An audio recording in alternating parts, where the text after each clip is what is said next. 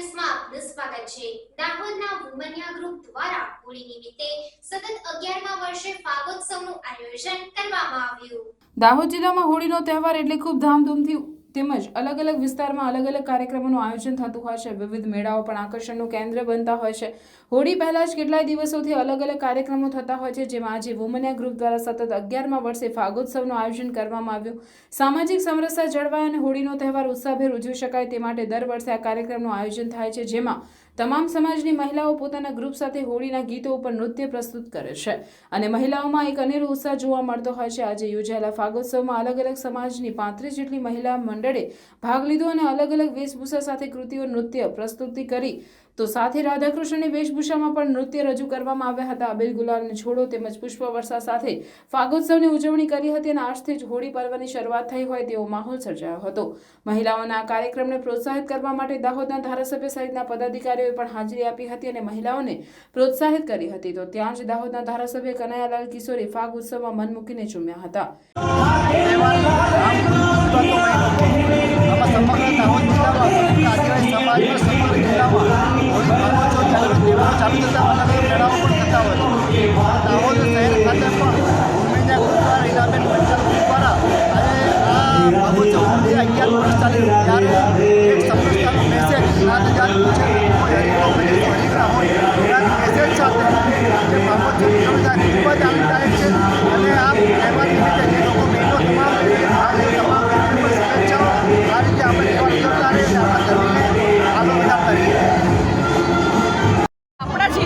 તહેવારોનું અનેરું મહત્વ છે, એમાં પણ દાહોદ જિલ્લામાં હોળીના તહેવારનું એક અલગ જ મહત્વ છે। વુમનિયા ગ્રુપ દ્વારા વિવિધ સમાજની બહેનો, વિવિધ મંડળની બહેનોને ભેગી કરી અને દર વર્ષે ફાગોત્સવ ઉજવવામાં આવે છે। આ વર્ષ એટલે અમારું 11મું વર્ષ છે ઉજવણીનું છે, તેમાં પણ 35થી વધારે મંડળની બહેનોએ ભાગ લીધો છે, ખૂબ જ મજા કરી છે। 25 કિલો હર્બલ ગુલાલ, 25 કિલો ફૂલ પાપડીથી ખરેખર હોળીનો ઉત્સવ બહેનોએ ખૂબ જ ઉત્સાહ અને આનંદથી ઉજવ્યો છે। સૌ દાહોદ નગરવાસીઓને હોળીની ખૂબ ખૂબ શુભેચ્છાઓ। આપનું નામ? રીના પંચાલ।